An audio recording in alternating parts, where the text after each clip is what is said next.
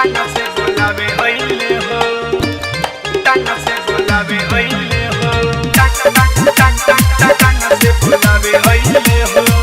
Music by Vikesh भोजपुरिया।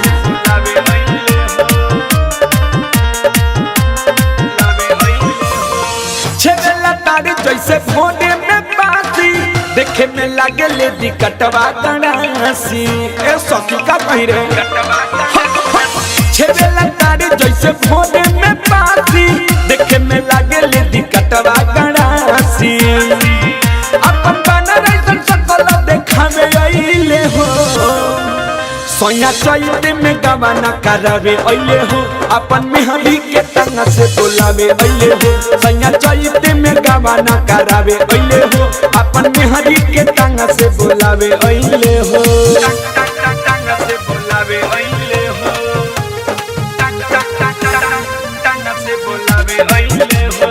Recording by RRT digital recording studio छड़ादानो।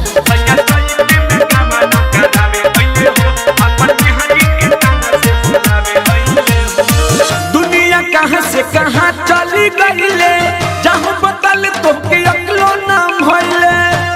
ए का कहियो दुनिया कहाँ से कहाँ चली गईले, जहाँ बदल तो के अकलो नाम भइले।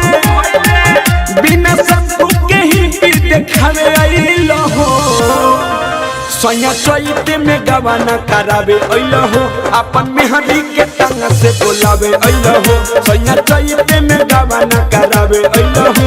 अपन मेहंदी के टांगा से बोलावे अइलो हो, अपन मेहंदी के टांगा से बोलावे अइलो हो। म्यूजिक बाय विकेश भोजपुरिया। अपन मेहंदी के टांगा से बोलावे अइलो हो। न जाने के नाम रख ले अलबेला, साली से खाली तोहर चेहरा देखेला। जा साफा खत्म बड़ा हो, न जाने के नाम रख ले अलबेला, साली से खाली तोहर चेहरा देखेला। अजय चंद्रेश्वर के रूप पावे अइलो हो, सोया चैते में गवाना करावे अइलो हो। अपन मेहंदी के टांगा से बोलावे अइलो हो, सोया चैते में गवाना करावे अइलो हो। अपन मेहंदी के टांगा से बोलावे अइलो हो। छेला तारी जैसे फोने में बासी, देखे में लागे लेडी कटवा तड़ासी। अपन बना रही सकल देखा में अइलो हो, सोया चैते में गवाना करावे अइलो हो। अपन मेहंदी के टांगा से बोलावे अइलो हो, सोया चैते में गवाना करावे अइलो हो। अपन मेहंदी के टांगा से बोलावे अइलो हो।